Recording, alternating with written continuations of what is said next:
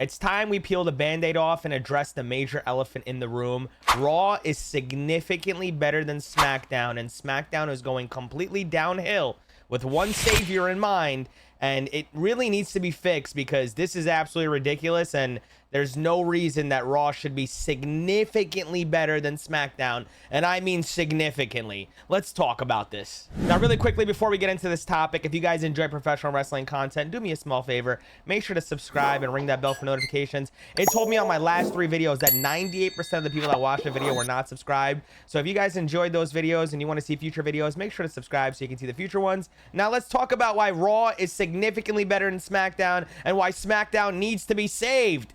Ever since Roman Reigns has not shown up on SmackDown every single week, even though, yes, he is back. We don't know if he's going to be there on a weekly basis, but when he left after WrestleMania, it drew such a massive hole in that TV show that it literally felt irreparable. Like, we're talking about the fact that storylines do not make any sense on this show. Maybe I'm just being a mark. Maybe I'm just being a stupid fan, whatever you want to call it. But nothing feels linear when it comes to SmackDown, and nothing feels like it makes sense when it comes to the show's pacing, when it comes to the stories, when it comes to the matches, when it comes to just like making any type of sense. Now, I know everyone keeps praising Triple H with the long-term storytelling stuff, but there's something called long-term storytelling, and there's something called just beating a dead horse. Like, we have seen the same type of feud or feuds or like ideas of feuds for like months. Like, we've seen the LA Knight, Andrade, Carmelo, Santos, like Fortet with like Logan Paul was in that mix for like such a long time, and it feels like none of the storylines are progressing, and like there's nothing for us to sink our teeth into when it comes to like the mid-card story, right? Like, everyone goes, okay, how many times does Carmelo need to lose before it's like, listen, you're not that guy right now. We understand that your gimmick is being this whole like super cocky and super confident guy, but it's like, brother, you can't win a match. And same thing with like Santos and Andrade and like all this like stuff happening and this person interfering, that person interfering, and all of them now want LA Knight's title. But it's like LA Knight has beaten both of these, 3 of these guys, every single guy in that picture multiple times.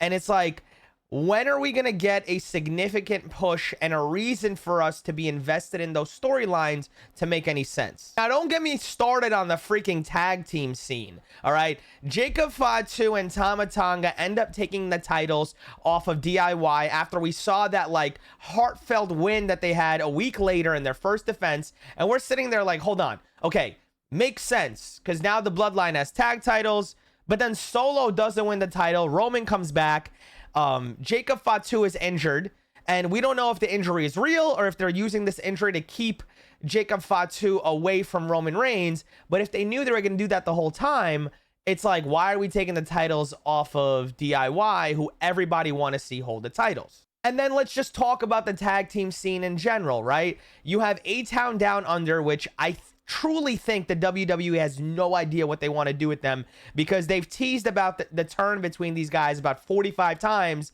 and like it feels like they get a lot of TV time, but if you actually look at it in total, they get like a 45-second backstage segment, then they get a match that is maybe 10 minutes long. They've lost the majority of them. We actually finally saw A-Town Down Under hit A-Town Down with Austin Theory for the first time in months, but it's like they just lost to the Street Profits, and it's like, what direction are we going? Are we going to take the tag titles off these guys? Where's the tag team division going to be? Are they going to get more TV time? And then you have the whole women's scene, right?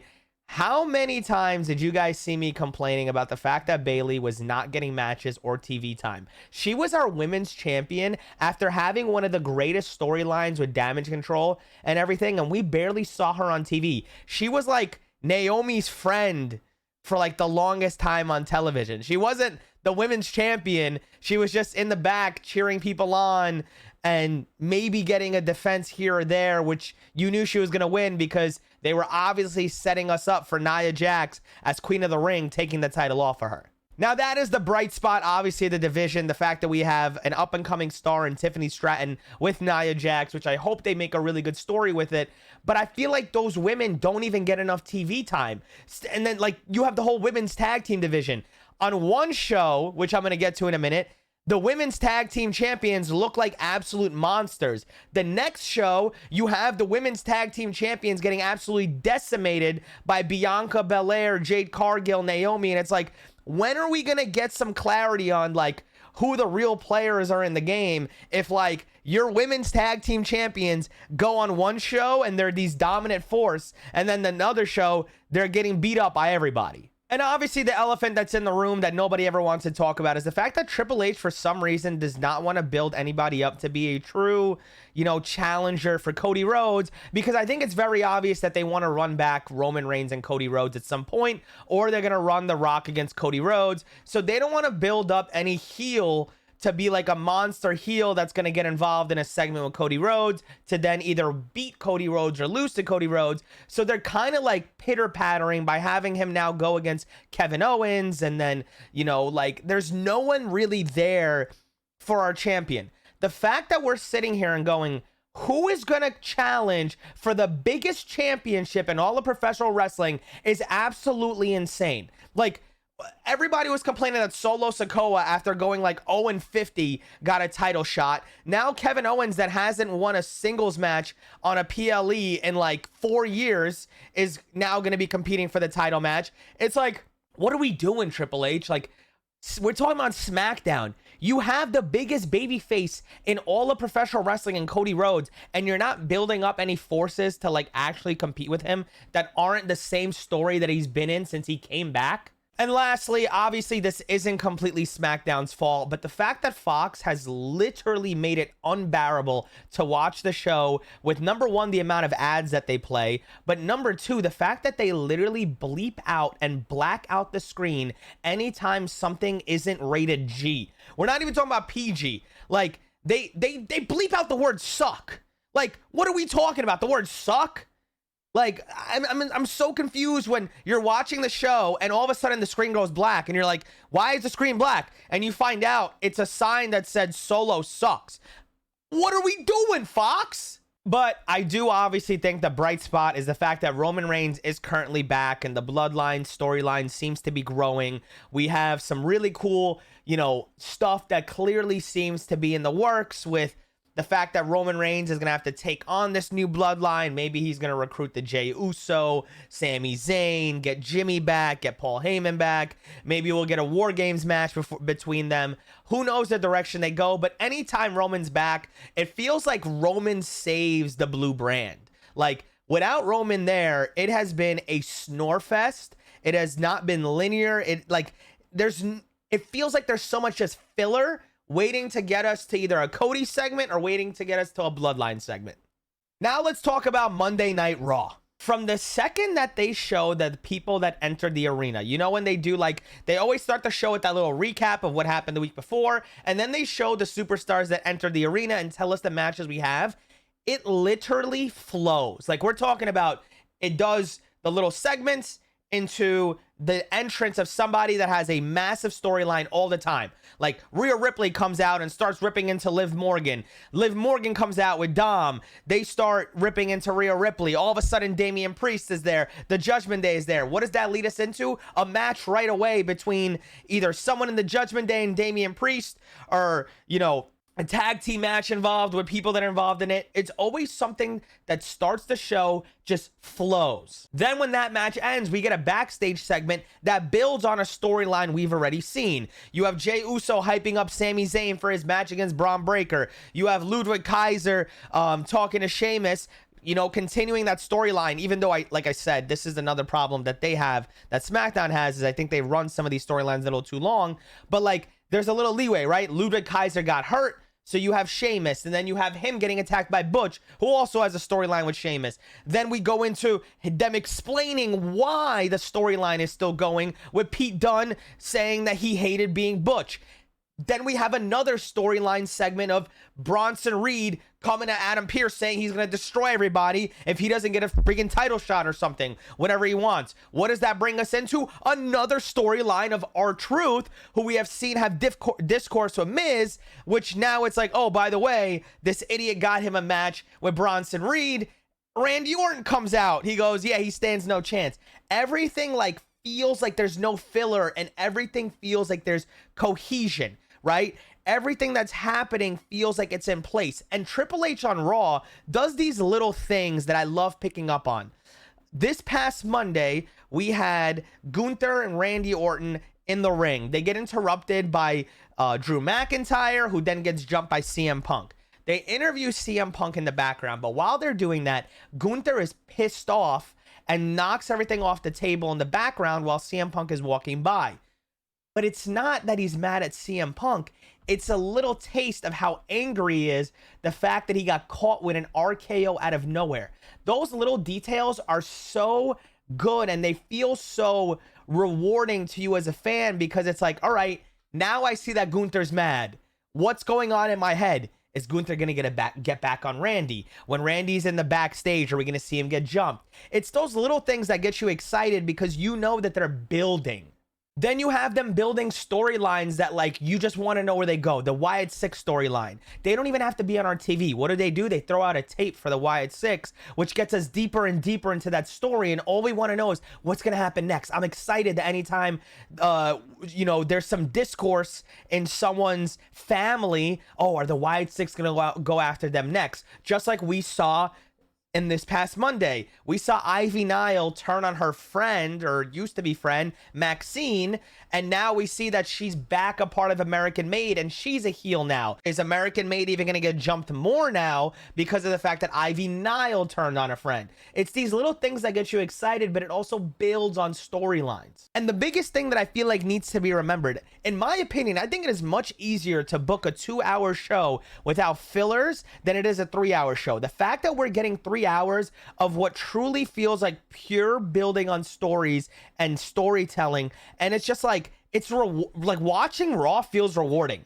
Like when you get a bad Raw, you're still getting a Raw.